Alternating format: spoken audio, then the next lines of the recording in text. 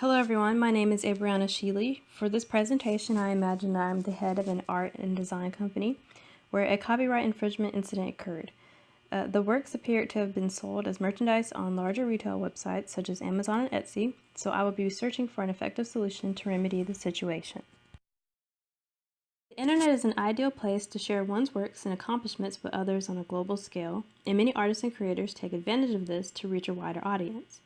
They flock to social media sites such as Pinterest, Instagram, Facebook, and Tumblr to reach people around the globe looking for support and appreciation for their work. However, the internet is also the very place where these works and accomplishments are stolen, modified, and have often misplaced accreditation to these hardworking artists and creators. Intellectual property is the creation of the mind, whether it's a song, a work of art, or an invention. Attributing these to the original creator's rights gives them proper credit for the time and work they put into making it. Director Joanna Grandma states that intellectual property rights encourage innovation and discovery. This means that these rights encourage people to continue to create work that provides solutions to help people in their everyday circumstances, bring them joy and entertainment, and inspire them. Intellectual property rights are important because they protect the intangible creative work, not just its tangible form. This attributes to online image formats as well, which may be easily saved onto computers, USB flash drives, and other storage devices. With the ease of how intellectual property can be taken advantage of, artists must know how to protect their own work, but also know when it is appropriate to use someone else's work in their own. When using someone else's work, it is important to give them credit. A creator will hope that people will be respectful and won't copy their work without their permission. They will also want to protect their integrity from those who want to make modifications to their work and claim it as their own. Therefore, intellectual property protection is necessary to prevent others from profiting from works made by the original creator, but copyright infringement undermines the search for adequate methods to obtain optimal protection for such rights. Copyright law first started out protecting books, maps, and charts in 1790, but over the centuries it has had to adapt to include new technology.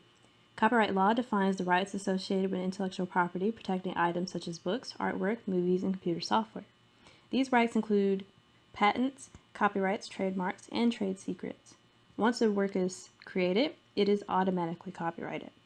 Copyright holders have the right to make and distribute copies of their work, produce other works derived from the original, and perform or display their works in public.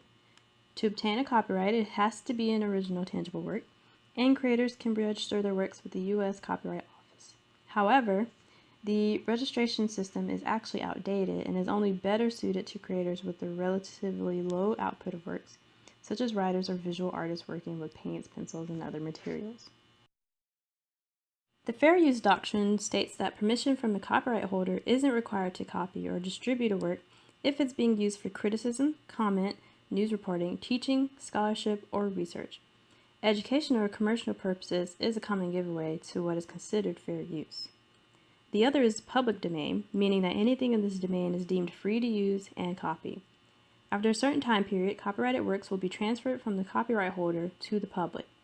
Legal analyst Brian Gabriel states that for a work created prior to January 1st, 1978, copyright protection will last for up to 95 years, and for works created after that date, for the life of the author plus 70 years. Digital technology can make copyright infringement much easier to commit through file sharing, storing digital information, using search engines to find works, or using software to modify works to make new ones. Therefore, there are several inadequacies concerning intellectual property protection. Some of the biggest retail companies guilty of infringement profit greatly by violating the rights of original creators whose careers are at stake. For this, there doesn't seem to be an effective solution. Infringing companies have design scouts who attend national trade shows to steal original designs from artists and reproduce their work later. Clearly, this is a violation of integrity and respect, as mentioned earlier. The retail company creates the product and doesn't have to pay any fees, and the artist has to deal with how these cheaper copies of their work are out on the market across the globe. The artist thus feels violated because the work they worked so hard to create is stolen and the infringer gains most of the profit. For example, Lars Endel, the owner of a small Vermont ceramic design company, was infringed by a large $30 million company. She explains, "A lot of my time and energy has gone into the backlash of this, and it has monopolized months of my valuable time that should have been spent running my business and creating new work. Dealing with infringement cases can be very time-consuming for creators." The internet makes it easier for infringement to occur since most online retail companies seem to not care about such incidents. Creators will report cases of copyright infringement, but companies will be slow to respond or do the bare minimum to make things right. In one case, more than 70% of Tiffany Incorporated items sold on eBay were found to be cheap versions of its original products. After failing to have eBay act, Tiffany sued eBay and failed again because it was determined that Tiffany's intellectual property was under its ownership, not eBay's. This illustrates how most companies are dismissive of the artist's rights and only offer a small payout to the artist. Due to the number of inadequacies, there need to be more opportunities to educate artists and business owners about intellectual property to make a difference. They're usually left on their own to handle incidents of infringement and are less likely to afford attorneys to appropriately inform them about intellectual property and their rights. However, dealing with copyright infringement isn't completely hopeless. There are some measures in place that can help creators, such as the Digital Millennium Copyright Act, or the DMCA, takedown notice policy. It requires the copyright owner or an authorized figure to sign a signed and written notice identifying the copyrighted work and the location of the alleged copyright infringement, including the complaining party's contact information, and 2 statements made under the penalty of perjury that the notice is accurate and made in good faith. Once these notices are made and identified, the work or website will be taken down, alleviating the infringement situation. Although it is supposed to be an adequate solution, it is still not effective because infringers will still take the work down and post it somewhere else in no time at all. Due to the expanse of technology today, information security would be a much more relevant solution. Information security must address confidentiality, integrity, and availability.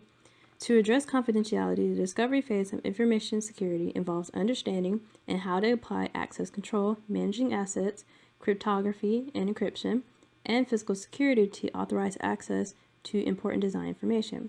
To address integrity, the evaluation phase uses security controls to make sure designs and applied methods and results are reliable. To address availability, the execution phase uses information security controls to make sure IT resources and other necessary data are accessible when the product or work is ready to be launched publicly. Another method of handling copyright infringement was proposed by the startup BlockEye. Nathan Lands, the CEO, discovered that only 10% of artists in San Francisco are registering their work through the U.S. Copyright Office, and the others think it's risky to do so. So the company proposed another solution that involves quicker registration that will also generate proof of creation in a public database using a blockchain method. Lands believes using BlockEye would serve as sufficient evidence in a court of law. The other method that would protect such rights would also include digital rights management. It can control access and use of digitized intellectual property by using methods such as encryption.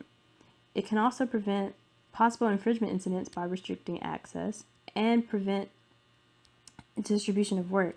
It also doesn't interfere with people, such as the methods involving banning, suing, or taxing to handle cases of copyright infringement. In more recent events, creators are having frustrating battles with Amazon after finding stolen artwork on its site. The company has already failed to address copyright infringement and also tends to lack responsibility when copyright holders urge it to heed their requests. Parliament has also passed the Copyright Directive, which has adjusted certain sections of copyright law, mainly with Articles 11 and 13. Article 11 addresses a link tax, which copyright holders have the right to seek paid licenses and royalties if their work is published on online platforms. If copyright infringement does not occur on an online platform, Article 13 states that the platform will be held accountable and not the individual. The majority of the reactions have not supported the passing of this law. Lastly, the German Federal Court of Justice suspended the case concerning YouTube's liability for copyright infringing user-uploaded content. There are uncertainties surrounding whether the safe harbor privilege can be relied upon to help YouTube avoid liability, and whether they need to compensate copyright holders for damages concerning copyright infringement. After looking at all of my options to handle my art and design company's copyright infringement case, information security would be my best option. It has the best chance of protecting creators and businesses, but any instances of copyright infringement should be reported so that compensation for damages will be collected. If used correctly and in appropriate situations, digital rights management, such as controlling access to works online, would also be sufficient. This could involve methods such as disabling the right-click option or encryption.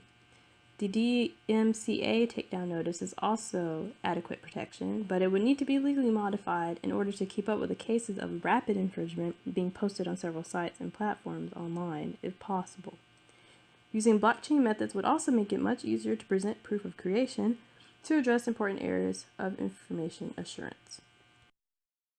In order to be more effective, legislation would need to make copyright law more of a priority. There isn't only one method that will suffice to handle copyright infringement, but using more than one solution will most likely provide adequate protection for independent creators and small businesses. Concerning the present state of copyright law and how widespread copyright infringement is online, it is uncertain if legal action will be made to address the numerous and complex cases. Therefore, legislation will still need to adapt to the new uses of technology and consider how to handle more unique cases involving intellectual property and copyright infringement. Thank you for watching, and I hope you enjoyed the presentation.